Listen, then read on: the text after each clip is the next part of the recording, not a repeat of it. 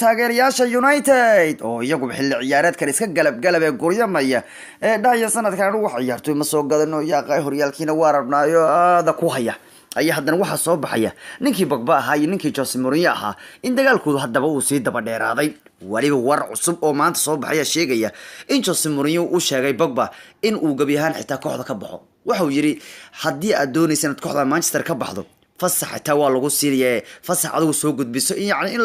codsigaaga soo gudbiso in lagu fasaxo haddaba waad bixi karaysaa halka Pogba uu taagan yahay waan baxayaayo markan Barcelona baan ku biirayaa kolley xalku wuxuu marayaa meel ka dareeya laakiin Manchester United ayaa ku dadaalaysa inaan uga xidigan Pogba aanu si naba ku lumino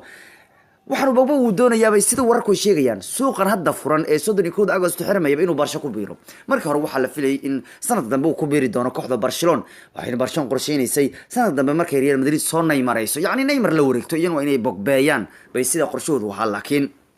hadda Pogba khilaafka cusub ee isaga iyo Mourinho ka dhaxeeya ayaa ku qasbaya la leeyahay inuu haddaba ka tago kooxda Manchester oo ku biiro dhanka iyo kooxda kubadda cagta ee Barcelona haddaba xilli ciyaareedkan bilowgiisa oo haddaba u bilowday isbuucii dhawaa ayaa waxa si xumaanaya xiriirka u dhaxeeya labada nin laakiin waxa hadda soo baxay war kale oo dheeraad oo ku aadan xaalkuba inuu ka dareeyahay labada nin bay gacan qaad isku dhow yihiin isku gacan qaadaan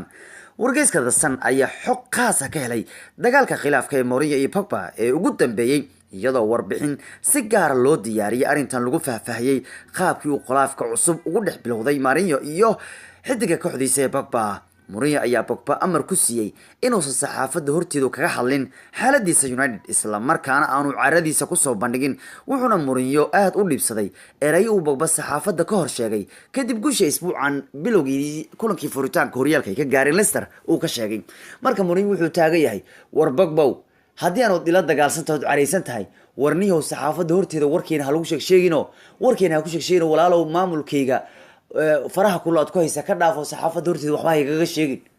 sida waxa dhahaya Mourinho Pogba laga codsanaya ileen Pogba markii ciyaartii Leicester dhamaatay Mourinho galay isbuucan Mourinho wuxuu taagan yahay niyow faraha iga qaado niyow saxaafadda horteeda kooxdeeda iyo maamulkii waxba ha uga sheegin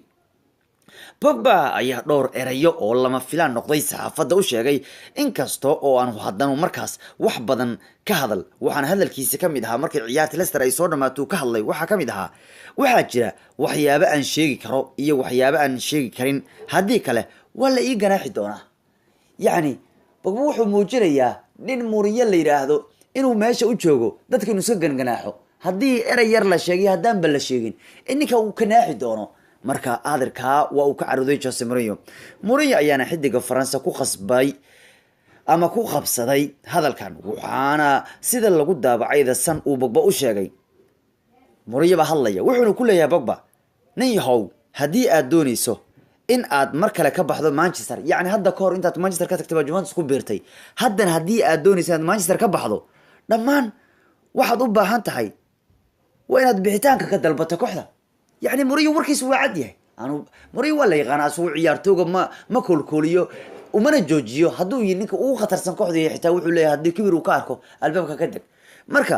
markii uu Pogba ka hor sheegay saxaafadda ee uu yiri waxa jira waxyaabo aan sheegi karin iyo waxyaabo aan sheegi karin hadii kale waa leey ganaaxi doona hadalkaas Mourinho wuxuu ku qabsaday Pogbana waxa loo sheegay sida The Sun ay sheegayso oo Mourinho yiri hadii aad doonayso inaad mar kale ka baxdo Manchester waxaad u baahan tahay kaliya waa inaad bixitaanku dalbato Pogba waxba yaan soo qarqarin hadii aad rabto inaad baxdo bixitaankaaga dalbo waa lagu fasaxaya oo cad waa macna oo aan dhinacna loogu laabanin waa ninka waraawo qaba ya ninka madaxa xiirsan ee Pogba isna waraawo ku qaba kulay labadu nin heshii kara laba malaynayo kulay Manchester meesha ku dhiban oo haddaba ciyaartooygu iska galabgalabeen xilli ciyaareedkan oo xataa shaki fiican horyaalka aan looga qabin يا هدنا متكي وحول لي هدا أيام بكو بيري برشلونة دور كاغا موريو سيدا كايحي موريو انتو نيكي علي لا وبصير لا وحو تاغيحي وراد كور رواد بحضايو مانشستر واد كتكتي هدنا واحد دوني ضد بحضو waxa kugu baxad u baahan tahay kaliya wax badan ma warqada ku dalba bis halay fasaxne kadib meesha rabta aadwa Mourinho ayaana ka carooday xaaladda Pogba saxaafadda ka hor sheegay uu ku cadeeyay in aanu ku faraxsanin Manchester isla markaana hadii uu sheego wax uu ka aaminsan yahay kooxda uu Mourinho hogaaminayo in galax la dul dhigayo isaga iyo waliba Mourinho kulankaas kabtan u magacaabay waliba waxa isbuucan bay ahayd inuu Mourinho kabtan ku sharfay bay ahayd ninka la yiraahdo Pogba isagoo Pogba kabtanka lagu sharfay ayuu haddana Mourinho si caaya marka Pogba warkiisu waxa uu la jeedaa haddii aan wax ka sheego xaaladda kooxda Mourinho waa la garaaxi doonaa waxaana warbixinta lagu sheegay in xiriirka Pogba iyo Mourinho uu hadda gaaray halkii abid ugu hooseeyay iyadoo waliba uu macalinka Portugal ee Mourinho uu Pogba u sheegay inaanu saxaafadda ka hor hadal balse uu soo gudbiyo warqadda bixitaankiisa haddii uu diyaar u yahay inuu sanadkan bisaga baxo Old Trafford laakiin Pogba ayaa Jose Mourinho u sheegay in haddii mar kale si rasmi ula hadlo inuu go'aankiisa u soo marin doono wakiilkiisa Manuel dhinaca kale wargeyska Daily Mail ayaa qoray Pogba inuu haddaba qalbiga gashaday inuu ku biiro kooxda Barcelona inkastoo ay muuqato in xilliga suuqan ee gabagabadu maraya inuu macsaar suurtagal ahayn haddana Pogba waxay meel sheegaysaa inuu niyadda gashaday sanadkan bixita inuu Barca ku biiri karo Mourinho ayaana awoodda saaraya in Pogba aanu saxaafadda ku soo bandhigin dareenkiisa carada leh ee uu ka qabo maamulkiisa laakiin waxa uu ka careysan yahay Mourinho ayaa ah in kadib kulankii Leicester oo xitaa Pogba si weyn u amaanay balse 48 saac kadib uu maqlay Pogba uu amaanay oo eraya lama filana saxaafadda ka horsheeyay oo kadhana Mourinho wuxuu la yaabay waxay tahay war ninka kabtanka u dhiibay ee haddana markii ciyaartu dhamaato aadka u amaanay ee 48 saac kadib haddana arkay ninkii isagu amaanayo isagu leeba si caaliya waa uu ku carooday erka Mourinho sida warbixinta lagu xusayna waxa uu Jose Mourinho ka sii carooday eraya kale uu Pogba ka sheegay saxaafadda oo ahaa haddii aanad faraxsanayn waxa ugu fiican ma bixin kartid yani haddaadan faraxsanayn xataa waxaad u faraxsanayn xataa ma sheegi kartid uu leeyahay meesha tan wuxuuna hadda Mourinho ku adkaystay in Pogba uu warqadda bixitaanka u gudbiyo maamulka kooxda haddii uu doonay inuu baxo balse aanu saxaafadda ku soo bandhigin caradiisa marka Mourinho calaa kulli xaal Mourinho wuxuu leeyahay nin yahow Pogba haddii aad doonaysid inaad meesha ka tagto